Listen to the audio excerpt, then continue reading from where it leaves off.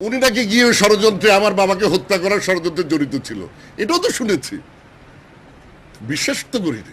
মানবতা বিরোধী অপরাধের অভিযোগ এনে ২০১৫ সালের ২২ নভেম্বর ফাঁসিতে ঝুলিয়ে মৃত্যুদণ্ড কার্যকর করা হয় বিএনপির নেতা ও সাবেক মন্ত্রী সালাউদ্দিন কাদের চৌধুরীকে।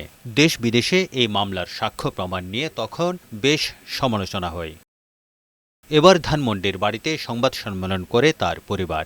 সেখানে তার স্ত্রী ও ছেলে বলেন, গ্রেফতারের পরপরই শারীরিক নির্যাতন করা হয়েছে সালাউদ্দিন কাদের চৌধুরীকে। মেরে তার এখানে এখানে সব জায়গায় রক্ত, ভিডিও আমার কাছে আছে।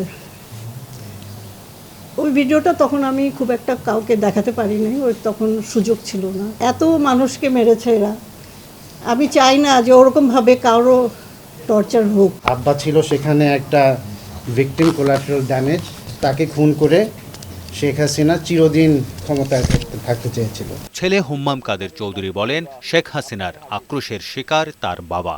শেখ হাসিনার এইম খালি একটাই ছিল, তার প্রতিপক্ষ যারা আছে, যারা জাতীয়তাবাদীতে বিশ্বাস করে, তাদেরকে যেভাবে করে হোক না কেন তার রাস্তা থেকে সরিয়ে দেওয়া। রায়গুলি কিন্তু ট্রাইব্যুনালে লেখা হচ্ছিল না, রায়গুলি লেখা হচ্ছিল ল মিনিস্ট্রিতে। সাক্ষীদের বিদেশ থেকে আসতে না দেয়া ও তখনকার গোপন বার্তা হস্তান্তরের জন্য পররাষ্ট্র মন্ত্রণালয়ে আইনি নোটিশ পাঠানো হবে বলেও জানান তিনি।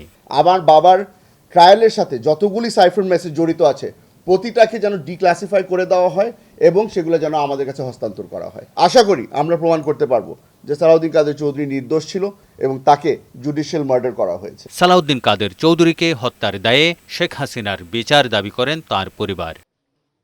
তারেক শিকদার, বৈশাখী সংবাদ, ঢাকা।